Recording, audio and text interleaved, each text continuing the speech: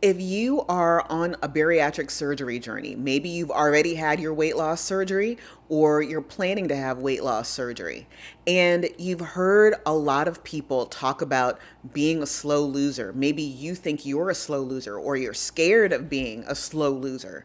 This video is for you. We're going to do a little tough love. The problem is not the pace at which you're losing weight, it's your perspective. Want to fix it? Let's do it. All right, my name is Sean.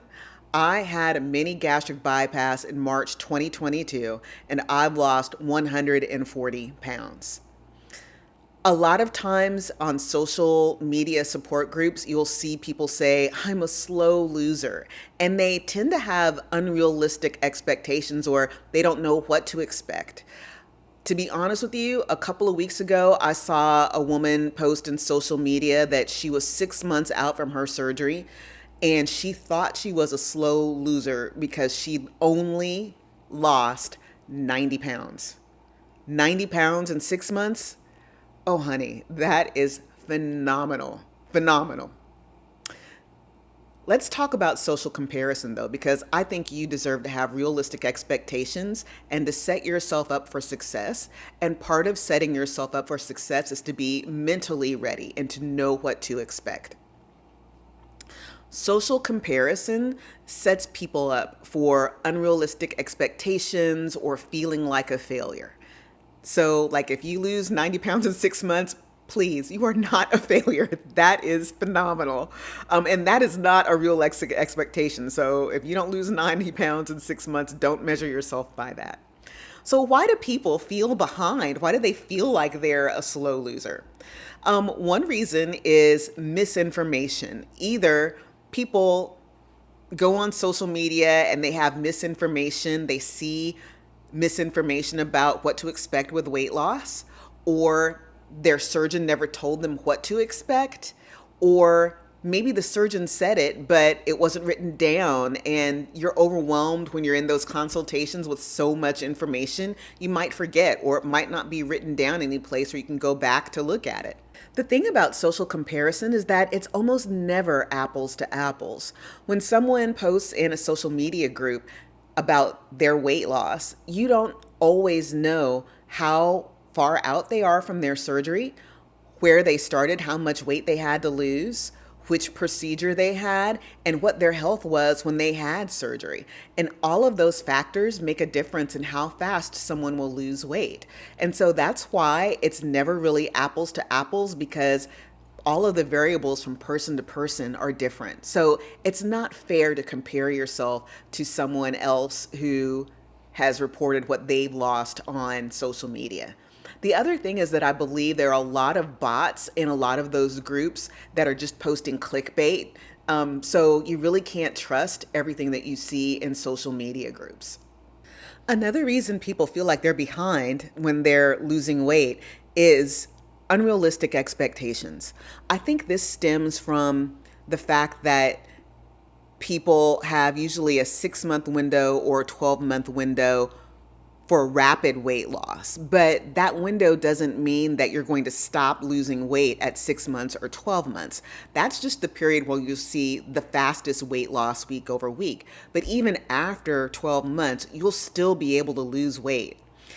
For example, with my own weight loss, I was only about 2/3 of the way to my weight goal at 12 months. It took me about 18 months to reach my weight goal. So you'll still be able to lose weight after that 12-month period. Don't feel like you have to rush, or don't feel like you're not going to be able to lose weight once you get to that 12-month mark. Your body will still be able to lose weight. It'll just be at a slower pace. Another thing that gives people unrealistic expectations is they're so anxious to lose weight. Like most people, it's taken months or maybe even years to get to the final operation. And there's been this buildup of, I can't wait to lose weight. I can't wait to lose weight. So as soon as they have surgery, they expect the weight to fall off. And that doesn't really happen. Usually, and I'll make another video about this, but in the days and months after surgery, like the first 8 weeks or the first 2 months, your body is healing. So in the days right after surgery, you may gain weight. Like I gained 5 pounds, even though by that point I was only 3 days out and I'd only been on clear liquids. Like I hadn't eaten anything that would cause me to gain 5 pounds. It wasn't real weight. And even though it's not real weight, your brain is like, what? I gained weight after having this surgery. But your body is retaining fluids and beginning the healing process. And so your weight will fluctuate during that time. My surgeon tells his patients not to expect much weight loss at all in the first 6 to 8 weeks while the body is healing, and to stay off the scale for the first 3 weeks if you feel like that's going to really discourage you. Just let your body heal and support the healing process. And then after your body is healed, that's when the weight loss really kicks in. So don't get on the scale right after you have surgery and expect to see huge amounts of weight loss. Some people do, but some people don't, and it's all normal. Just support the healing process. Okay, so let's talk about what is a realistic pace for weight loss. Again, it really depends on your starting weight, how much weight you have to lose, the procedure that you have, and your health, any conditions that you might have when you're going into surgery. Talk to your surgeon about what a realistic timeline is for you, and they may give you some guidelines, but keep in mind, your weight may fluctuate the first couple of months, and that's normal. If you think you're going to get anxious or disappointed if you don't see a certain amount of weight loss in a certain time, you might want to stay off the scale for the first couple of weeks. The other thing that you can do is find some non-scale ways to track your progress, which I highly recommend, because the number on the scale doesn't tell you everything. It's just one number that reflects your fat mass, your lean mass, your water weight, other stuff, and you don't know what's changed or what hasn't changed. So one thing that I recommend is to track your body composition. You can get a BIA scale that will tell you some of the things I just mentioned, like your water weight, your fat mass, your lean mass. A BIA scale is a good ballpark, so you can kind of see what direction things are headed, but there are more accurate ways to track your body composition. I get a DEXA scan every 3 months. It's about $75 to $100 where I live. All the DEXA studios are independently owned, so there will probably be different pricing, but that's a really accurate way to gauge your body composition. I highly recommend getting your body composition measured before you have surgery, so you have a baseline.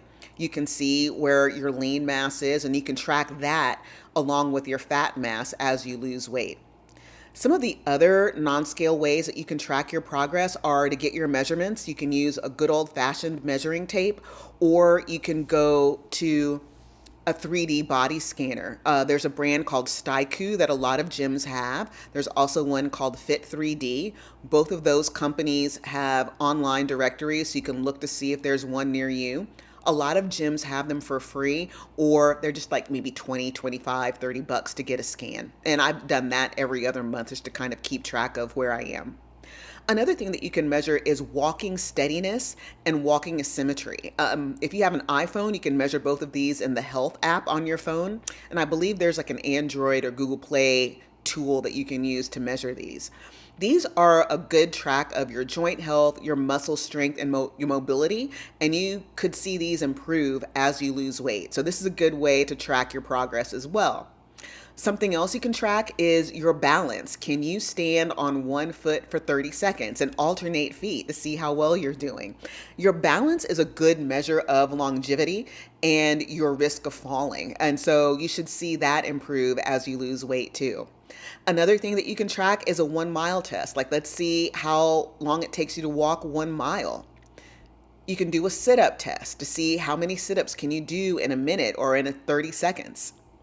Another test that's just come out in the news recently as I'm recording this is, can you get up off the floor on your own without needing to push up on anything or have many points? And that can be an indicator of your balance, your flexibility, your coordination, your muscle strength, and your longevity. So that's another thing that you can track. You should see that improve as you lose weight and you condition your body. I totally recommend having other ways to track your progress in addition to the scale, and choose things that are really important to you. Like if balance and coordination or walking steadiness is important to you, track those things that are important to you. In the end, I think you should know that I don't remember how fast I lost weight. What really matters to me is that I lost it. And I believe that will be true for you. I'm 3 years out now. I really don't remember how fast I lost weight. I do have records where I can go back and see how fast I lost weight. But what really matters is that I feel so much better. I've lost 140 pounds. I don't have high blood pressure anymore. My type 2 diabetes is in control. I don't have severe sleep apnea anymore. I don't have back pain anymore. I don't have knee pain. I was able to get my knee replacements. I couldn't walk a quarter of a mile before I had surgery, and I've taken vacations where I've been walking 6 or 7 miles a day, no problem, no pain. Those are the things that really matter. Can you play with your kids? Can you go do the things you want to do? Is your health better? Those are the things that really matter. So focus on those things. Now, I would love to hear in the comments at this point, if you're still with me, do you still feel like you're a slow loser, or do you feel like you're going to be a slow loser? Do you have a backup plan now of other ways to track your progress so that way you don't feel that pressure? I hope you do, but let me know in the comments how this is landing with you. Before I go, I have a favor to ask, and then I have a couple of tools for you. The favor is, I would really appreciate it if you would subscribe to my channel. And it's not just for me, but I'm really passionate about helping other people who are interested in bariatric surgery. It took me 2 years from the time I decided to have surgery to actually having my surgery. And I want to help people reduce that time, to save time and to save money. So if you subscribe, it will let the YouTube algorithm know to share this video and to put it in front of more people who might need it. So I would appreciate that. You'll be helping somebody who needs to hear this. And I think that would be tremendous. So thank you so much. If you would subscribe, I would really appreciate it. I've got a couple of tools that will help you. If you are just at the beginning of your bariatric surgery journey and you're still planning, how you're going to pay for it, comparing costs, comparing procedures, I have a website called the Bariatric Surgery Explorer. You'll find the link in the video description, and you can go there to learn more about the most popular procedures. So you can go into your surgery consultation with maybe a short list and some ideas of questions you want to ask. And then there's a cost comparison tool. You can compare costs between procedures and between the United States, Mexico, or Turkey. So that's one tool you can use. The other thing is that I offer one-on-one support calls, and these calls are designed to help you save time and maybe even help you save money as you're planning your bariatric surgery. These aren't medical calls. I am not a medical professional. I'm not a therapist or a psychologist. I am not a nutritionist. What I do is I help you figure out how to find a good surgeon. If you want to have surgery abroad, what to consider and how to find a good surgeon abroad. If you know that you're going to have to pay out of pocket, I can help you figure out ways to finance your surgery. If your insurance denies you, I can tell you what to do if you need to appeal. So I'm really trying to help people save time so they can have surgery and get on the road to good health. So if you feel like this is something that would help you, if you look in the video description, I have a Calendly link. You can click that link and find a time on my calendar that works for you. When you book, you can let me know what things you'd like to focus on, and then we'll spend an hour together and we'll focus on the things that are important to you. And then after our call, I'll send you a personalized email, and I'll send you a recap of everything that we talked about, and I'll send you some resources so you have a roadmap of planning your bariatric surgery. So if that's helpful to you, look for that link in the video description. If you're with me still, thank you so much. Let me know if this video was helpful to you. I hope you are more informed about what to expect when you have surgery and as you start losing weight. And thank you so much for joining me. I really appreciate it.